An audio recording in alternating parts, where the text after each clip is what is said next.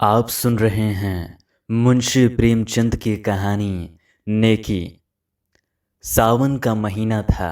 रेवती रानी ने पाँव में मेहंदी रचाई, मांग चोटी संवारी और तब अपनी बूढ़ी सास से जाकर बोली, अम्मा जी, आज मैं भी मेला देखने जाऊंगी। रेवती पंडित चिंतामणि की पत्नी थी। पंडित जी ने सरस्वती की पूजा में ज़्यादा लाभ न देखकर लक्ष्मी देवी की पूजा करनी शुरू की थी। लेन देन का कारोबार करते थे, मगर और महाजनों के विपरीत खास खास हालतों के सिवा 25% से ज़्यादा सूद लेना उचित न समझते थे। रेवती की सास एक बच्चे को गोद में लिए खटोले पर बैठी थी।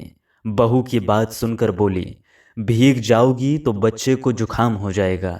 रेवती, नहीं अम्मा, मुझे देर न लगेगी, अभी चली आऊंगी।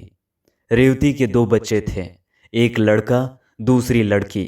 लड़की अभी गोद में थी और लड़का हीरामन 7वें साल में था। रेवती ने उसे अच्छे अच्छे कपड़े पहनाए, नज़र लगने से बचाने के लिए माथे और गालों पर काजल के टीके लगा दिए, गुड़िया पीटने के लिए एक अच्छी रंगीन छड़ी दे दी और अपनी सहेलियों के साथ मेला देखने चली। कीरत सागर के किनारे औरतों का बड़ा जमघट था। नीलगू घटाएं छाई हुई थीं।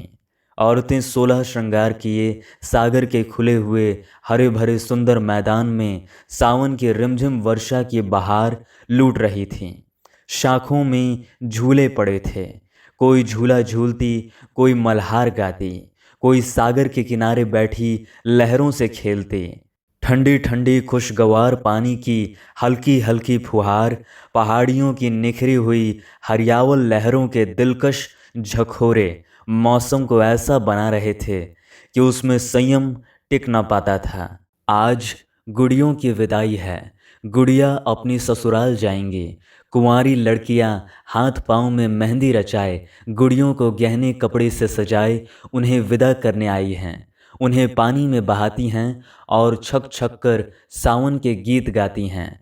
मगर सुख चैन के आंचल से निकलते ही इन लाड़ प्यार में पली हुई गुड़ियों पर चारों तरफ से छड़ियों और लकड़ियों की बौछार होने लगती है। रेवती ये सैर देख रही थी और हीरामन सागर की सीढ़ियों पर और लड़कियों के साथ गुड़िया पीटने में लगा हुआ था। सीढ़ियों पर काई लगी हुई थी। अचानक उसका पांव फिसला तो पानी में जा पड़ा। रेवती चीख मारकर दौड़ी और सर पीटने लगी। दम के दम में वहां मर्दों और औरतों का ठट लग गया, मगर ये किसी की इंसानियत तकाजा न करती थी कि पानी में जाकर मुमकिन हो तो बच्चे की जान बचाए। संवारे हुए बाल न बिखर जाएंगे, धुली हुई धोती न भीग जाएगी। कितने ही मर्दों के दिलों में ये मर्दाना ख्याल आ रहे थे। 10 मिनट गुजर गए, मगर कोई आदमी हिम्मत करता नजर न आया। गरीब रेवती पछाड़ी खा रही थी। अचानक उधर से एक आदमी अपने घोड़े पर सवार चला जाता था। ये भीड़ देखकर उतर पड़ा और एक तमाशाई से पूछा, ये कैसी भीड़ है? तमाशाई ने जवाब दिया, एक लड़का डूब गया है। मुसाफिर कहाँ? तमाशाई, जहाँ वो औरत खड़ी रो रही है। मुसाफिर ने फौरन अपनी गाढ़ी की मिर्जई उतारी और धोती कसकर पानी में कूद पड़ा। चारों तरफ सन्नाटा छा गया। लोग हैरान थे कि ये आदमी कौन है। उसने पहला गोता लगाया, लड़के की टोपी मिली। दूसरा गोता लगाया तो उसकी छड़ी हाथ लगी और तीसरे गोते के बाद जब ऊपर आया तो लड़का उसकी गोद में था। तमाशाइयों ने जोर से वाह वाह का नारा बुलंद किया। माँ दौड़कर बच्चे से लिपट गई। इसी बीच पंडित चिंतामणि के और कई मित्र आ पहुँचे और लड़के को होश में लाने की फिक्र करने लगे। आध घंटे में लड़के ने आंखें खोल दी। लोगों की जान में जान आई। डॉक्टर साहब ने कहा, अगर लड़का 2 मिनट पानी में रहता तो बचना असंभव था। मगर जब लोग अपने गुमनाम भलाई करने वाले को ढूंढने लगे तो उसका कहीं पता न था। चारों तरफ आदमी दौड़ाए, सारा मेला छान मारा, मगर वो नजर न आया। 20 साल गुजर गए। पंडित चिंतामणि का कारोबार रोज ब रोज बढ़ता गया। इस बीच में उसकी माँ ने 7 यात्राएं की और मरी तो उनके नाम पर ठाकुर द्वारा तैयार हुआ। रेवती बहू से सास बनी। लेन देन बही खाता हीरामणि के हाथ में आया। हीरामणि अब एक हृष्ट पुष्ट लंबा तगड़ा नौजवान था, बहुत अच्छे स्वभाव का, नेक। कभी कभी बाप से छिपाकर गरीब असामियों को यों ही कर्ज दे दिया करता। चिंतामणि ने कई बार इस अपराध के लिए बेटे को आंखें दिखाई थी और अलग कर देने की धमकी दी थी। हीरामणि ने एक बार एक संस्कृत पाठशाला के लिए 50 रुपया चंदा दिया। पंडित जी उस पर ऐसे क्रुद्ध हुए कि 2 दिन तक खाना नहीं खाया। ऐसे अप्रिय प्रसंग आए दिन होते रहते थे। इन्हीं कारणों से हीरामणि की तबीयत बाप से कुछ खींची रहती थी, मगर उसकी ये सारी शरारतें हमेशा रेवती की साजिश से हुआ करती थीं। जब कस्बे की गरीब विधवाएं या जमींदार के सताए हुए असामियों की औरतें रेवती के पास आकर हीरामणि को आंचल फैला फैलाकर दुआएं देने लगतीं, तो उसे ऐसा मालूम होता कि मुझसे ज़्यादा भाग्यवान और मेरे बेटे से ज़्यादा नेक आदमी दुनिया में कोई न होगा। तब उसे बरबस वो दिन याद आ जाता जब हीरामणि कीरत सागर में डूब गया था और उस आदमी की तस्वीर उनकी आंखों के सामने खड़ी हो जाती जिसने उसके लाल को डूबने से बचाया था। उसके दिल की गहराई से दुआ निकलती और ऐसा जी चाहता कि उसे देख पाती तो उसके पांव पर गिर पड़ती। उसे अब पक्का विश्वास हो गया था कि वो मनुष्य न था बल्कि कोई देवता था। वो अब उसी खटोले पर बैठी हुई जिस पर उसकी सास बैठती थी, अपने दोनों पोतों को खिलाया करती थी। आज हीरामणि की 27वीं सालगिरह थी। रेवती के लिए ये दिन साल भर के दिनों में सबसे अधिक शुभ था। आज उसका दया का हाथ खूब उदारता दिखलाता था और यही एक अनुचित खर्च था जिसमें पंडित चिंतामणि भी शरीक हो जाते थे। आज के दिन वो बहुत खुश होती और बहुत रोती और आज अपने गुमनाम भलाई करने वाले के लिए उसके दिल से जो दुआएं निकलती वो दिल और दिमाग की अच्छी से अच्छी भावनाओं में रंगी होती थी। उसी दिन की बदौलत तो आज मुझे ये दिन और ये सुख देखना नसीब हुआ है। एक दिन हीरामणि ने आकर रेवती से कहा, अम्मा, श्रीपुर नीलाम पर चढ़ा हुआ है, कहो तो मैं भी दाम लगाऊं। रेवती, 16 आना है। हीरामणि, 16 आना। अच्छा गांव है, न बड़ा न छोटा, यहाँ से 10 कोस है। 20,000 तक बोली चढ़ चुकी है, 100-200 में खत्म हो जाएगा। रेवती, अपनी दादा से तो पूछो। हीरामणि, उनके साथ 2 घंटे तक माथापच्ची करने की किसे फुर्सत है। हीरामणि अब घर का मालिक हो गया था और चिंतामणि की एक न चलने पाती। वो गरीब अब ऐनक लगाए एक गद्दे पर बैठे अपना वक्त खांसने में खर्च करता था। दूसरे दिन हीरामणि के नाम पर श्रीपुर खत्म हो गया। महाजन से जमींदार हुए, अपने मुनीम और 2 चपरासियों को लेकर गांव की सैर करने चले। श्रीपुर वालों को खबर हुई, नए जमींदार का पहला आगमन था। घर घर नजराने देने की तैयारियां होने लगी। 5वें दिन शाम के वक्त हीरामणि गांव में दाखिल हुए। दही और चावल का तिलक लगाया गया और 300 असामी पहर रात तक हाथ बांधे हुए उनकी सेवा में खड़े रहे। सवेरे मुख्तारे आम ने असामियों का परिचय कराना शुरू किया। जो असामी जमींदार के सामने आता वो अपनी बिसात के मुताबिक 1 या 2 रुपए उनके पांव पर रख देता। दोपहर होते होते वहां 500 रुपयों का ढेर लगा हुआ था। हीरामणि को पहली बार जमींदारी का मजा मिला। पहली बार धन और बल का नशा महसूस हुआ। सब नशों से ज़्यादा तेज, ज़्यादा घातक धन का नशा है। जब असामियों की फहरिस्त खत्म हो गई तो मुख्तार से बोले, और कोई असामी तो बाकी नहीं है। मुख्तार, हाँ महाराज, अभी एक आसामी और है, तखत सिंह। हीरामणि, वो क्यों नहीं आया। मुख्तार, जरा मस्त है। हीरामणि, मैं उसकी मस्ती उतार दूंगा। जरा कोई उसे बुला लाए। थोड़ी देर में एक बूढ़ा आदमी लाठी टेकता हुआ आया और दंडवत करके जमीन पर बैठ गया। न नजर न नियाज।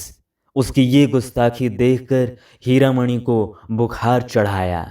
कड़क कर बोले, अभी किसी जमींदार से पाला नहीं पड़ा है, एक एक की हेकड़ी भुला दूंगा।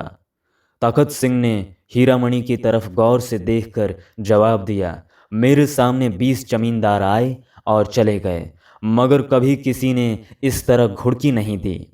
ये कहकर उसने लाठी उठाई और अपने घर चला आया। बूढ़ी ठकुराइन ने पूछा, देखा जमींदार को, कैसे आदमी हैं? तखत सिंह, अच्छे आदमी हैं, मैं उन्हें पहचान गया। ठकुराइन, क्या तुमसे पहले की मुलाकात है? तखत सिंह, मेरे उनकी 20 बरस की जान पहचान है। गुड़ियों के मेले वाली बात याद है ना? उस दिन से तखत सिंह फिर हीरामणि के पास न आया। 6 महीने के बाद रेवती को भी श्रीपुर देखने का शौक हुआ। वो और उसकी बहू और बच्चे सब श्रीपुर आए। गांव की सब औरतें उनसे मिलने आईं। उनमें बूढ़ी ठकुराइन भी थी। उसकी बातचीत, सलीका और तमीज़ देखकर रेवती दंग रह गई। जब वो चलने लगी तो रेवती ने कहा, ठकुराइन, कभी कभी आया करना, तुमसे मिलकर तबीयत बहुत खुश हुई। इस तरह दोनों औरतों में धीरे धीरे मेल हो गया। यहाँ तो ये कैफियत थी और हीरामणि अपने मुख्तारे आम के बहकावे में आकर तखत सिंह को बेदखल करने की तरकीबें सोच रहा था। जेठ की पूर्णमासी आई। हीरामणि की सालगिरह की तैयारियां होने लगीं। रेवती चलनी में मैदा छान रही थी कि बूढ़ी ठकुराइन आई। रेवती ने मुस्कुराकर कहा, ठकुराइन, हमारे यहाँ कल तुम्हारा न्योता है। ठकुराइन, तुम्हारा न्योता सिर आंखों पर, कौन सी बरसगांठ है? रेवती, 29वीं। ठकुराइन, नारायण करे अभी ऐसे ऐसे 100 दिन तुम्हें और देखने नसीब हों। रेवती, ठकुराइन, तुम्हारी जबान मुबारक हो, बड़े बड़े जंतर मंतर किए हैं, तब तुम लोगों की दुआ से ये दिन देखना नसीब हुआ है।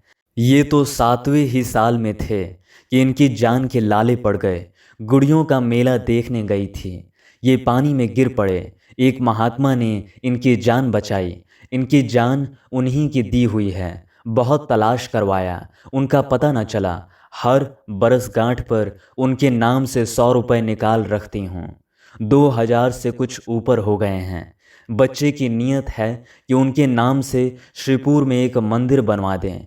सच मानो ठकुराइन, एक बार उनके दर्शन हो जाते तो जीवन सफल हो जाता, जी की हवस निकाल लेते। रेवती जब खामोश हुई तो ठकुराइन की आंखों से आंसू जारी थे। दूसरे दिन एक तरफ हीरामणि की सालगिरह का उत्सव था और दूसरी तरफ तखत सिंह के खेत नीलाम हो रहे थे। ठकुराइन बोली, मैं रेवती रानी के पास जाकर दुहाई मचाती हूँ। तखत सिंह ने जवाब दिया, मेरे जीते जी नहीं। आषाढ़ का महीना आया। मेघराज ने अपनी प्राणदायी उदारता दिखाई। श्रीपुर के किसान अपने अपने खेत जोतने चले। तखत सिंह की लालसा भरी आंखें उनके साथ साथ जाती, यहाँ तक कि जमीन उन्हें अपने दामन में छिपा लेती। तखत सिंह के पास एक गाय थी। वो अब दिन के दिन उसे चराया करता। उसकी जिंदगी का अब यही एक सहारा था। उसके उपले और दूध बेचकर गुजर बसर करता। कभी कभी फाके करने पड़ जाते। ये सब मुसीबतें उसने झेलीं, मगर अपनी कंगाली का रोना रोने के लिए एक दिन भी हीरामणि के पास न गया। हीरामणि ने उसे नीचा दिखाना चाहा था, मगर खुद उसे ही नीचा देखना पड़ा। जीतने पर भी उसे हार हुई। पुराने लोहे को अपनी नीच हट की आंच से न झुका सका। एक दिन रेवती ने कहा, बेटा, तुमने गरीब को सताया, अच्छा न किया। हीरामणि ने तेज होकर जवाब दिया, वो गरीब नहीं है, उसका घमंड मैं तोड़ दूंगा। दौलत के नशे में मतवाला जमींदार वो चीज़ तोड़ने के फिक्र में था जो कहीं थी ही नहीं। जैसे नासमझ बच्चा अपनी परछाई से लड़ने लगता है। साल भर तखत सिंह ने ज्यों त्यों करके काटा। फिर बरसात आई। उसका घर छाया न गया था। कई दिन तक मूसलाधार मेघ बरसा तो मकान का एक हिस्सा गिर पड़ा। गाय वहां बंधी हुई थी, दबकर मर गई। तखत सिंह को भी सख्त चोट आई। उसी दिन से बुखार आना शुरू हुआ। दवा दारू कौन करता? रोजी का सहारा था, वो भी टूटा। जालिम बेदर्द मुसीबत ने कुचल डाला। सारा मकान पानी से भरा हुआ। घर में अनाज का एक दाना नहीं। अंधेरे में पड़ा हुआ कराह रहा था कि रेवती उसके घर गई। तखत सिंह ने आंखें खोली और पूछा, कौन है? ठकुराइन, रेवती रानी है। तखत सिंह, मेरे धन्य भाग, मुझ पर बड़ी दया की। रेवती ने लज्जित होकर कहा, ठकुराइन, ईश्वर जानता है मैं अपने बेटे से हैरान हूँ। तुम्हें जो तकलीफ हो मुझसे कहो। तुम्हारे ऊपर ऐसी आफत पड़ गई और हमसे खबर तक न की। ये कहकर रेवती ने रुपयों की एक छोटी सी पोटली ठकुराइन के सामने रख दी। रुपयों की झनकार सुनकर तखत सिंह उठ बैठा और बोला, रानी, हम इसके भूखे नहीं हैं। मरते दम गुनहगार न करो। दूसरे दिन हीरामणि भी अपने मुसाहिबों के लिए उधर से जा निकला। गिरा हुआ मकान देखकर मुस्कुराया। उसके दिल ने कहा, आखिर मैंने उसका घमंड तोड़ दिया। मकान के अंदर जाकर बोला, ठाकुर, अब क्या हाल है? ठाकुर ने धीरे से कहा, सब ईश्वर की दया है, आप कैसे भूल पड़े। हीरामणि को दूसरी बार हार खानी पड़ी। उसकी ये आरजू कि तखत सिंह मेरे पाँव को आंखों से चूमे अब भी पूरी न हुई। उसी रात को वो गरीब, आज़ाद, ईमानदार और बेगरज ठाकुर इस दुनिया से विदा हो गया। बूढ़ी ठकुराइन अब दुनिया में अकेली थी। कोई उसके गम का शरीक और उसके मरने पर आंसू बहाने वाला न था। कंगाली ने गम की आंच और तेज कर दी थी। जरूरत की चीज़ें मौत के घाव को चाहे न भर सके मगर मरहम का काम जरूर करती हैं। रोटी की चिंता बुरी बला है।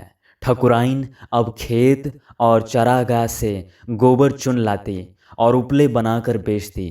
उसे लाठी टेकते हुए खेतों को जाते और गोबर का टोकरा सिर पर रखकर बोझ से हाँकते हुए आते देखना बहुत ही दर्दनाक था। यहाँ तक कि हीरामणि को भी उस पर तरस आ गया। एक दिन उन्होंने आटा, दाल, चावल थालियों में रखकर उसके पास भेजा।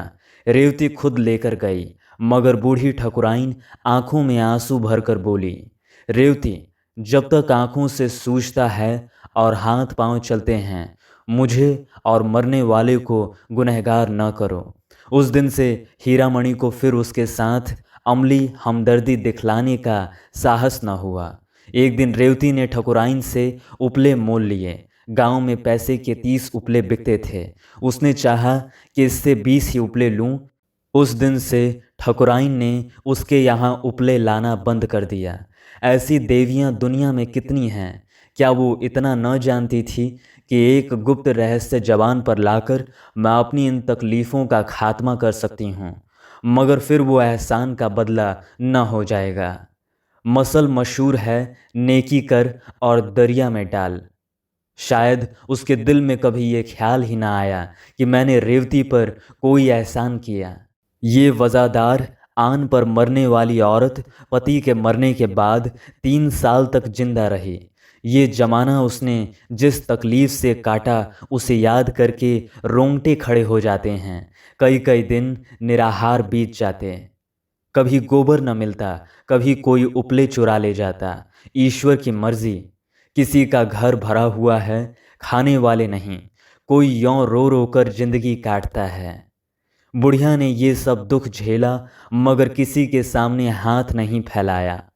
हीरामणि की 30वीं सालगिरह आई। ढोल की सुहानी आवाज़ सुनाई देने लगी।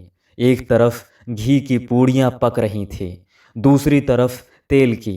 घी की मोटे ब्राह्मणों के लिए, तेल की गरीब भूखे नीचों के लिए।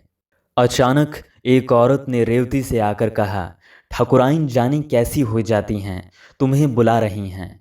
रेवती ने दिल में कहा, आज तो खैरियत से काटना, कहीं बुढ़िया मर न रही हो। ये सोचकर वो बुढ़िया के पास न गई। हीरामणि ने जब देखा अम्मा नहीं जाना चाहती तो खुद चला। ठकुराइन पर उसे कुछ दिनों से दया आने लगी थी, मगर रेवती मकान के दरवाजे तक उसे मना करने आई। ये रहमदिल, नेक मिजाज, शरीफ रेवती थी। हीरामणि ठकुराइन के मकान पर पहुंचा तो वहां बिल्कुल सन्नाटा छाया हुआ था। बूढ़ी औरत का चेहरा पीला था और जान निकलने की हालत उस पर छाई हुई थी। हीरामणि ने जोर से कहा, ठकुराइन, मैं हूँ हीरामणि। ठकुराइन ने आंखें खोली और इशारे से उसे अपना सिर नज़दीक लाने को कहा। फिर रुक रुक कर बोली, मेरे सिरहाने पिटारी में ठाकुर की हड्डियां रखी हुई हैं, मेरे सुहाग का सिंदूर भी वही हैं, ये दोनों प्रयागराज भेज देना। ये कहकर उसने आंखें बंद कर लीं। हीरामणि ने पिटारी खोली तो दोनों चीज़ें हिफाजत के साथ रखी हुई थीं। एक पोटली में 10 रुपए भी रखे हुए मिले। ये शायद जाने वाले का सफ़र खर्च था। उसी रात को रेवती ने सपना देखा। सावन का मेला है, घटाएं छाई हुई हैं, मैं कीरत सागर के किनारे खड़ी हूँ। इतने में हीरामणि पानी में फिसल पड़ा। मैं छाती पीट पीट कर रोने लगी। अचानक एक बूढ़ा आदमी पानी में कूदा और हीरामणि को निकाल लाया। रेवती उसके पांव पर गिर पड़ी और बोली, आप कौन हैं? उसने जवाब दिया, मैं श्रीपुर में रहता हूँ, मेरा नाम तखत सिंह है।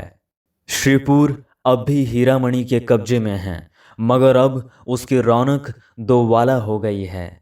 वहाँ जाओ तो दूर से शिवालय का सुनहरा कलश दिखाई देने लगता है। जिस जगह तखत सिंह का मकान था वहाँ ये शिवाला बना हुआ है। उसके सामने एक पक्का कुआं और पक्की धर्मशाला है। मुसाफिर यहाँ ठहरते हैं और तखत सिंह का गुण गाते हैं। ये शिवाला और धर्मशाला दोनों उसके नाम से मशहूर है।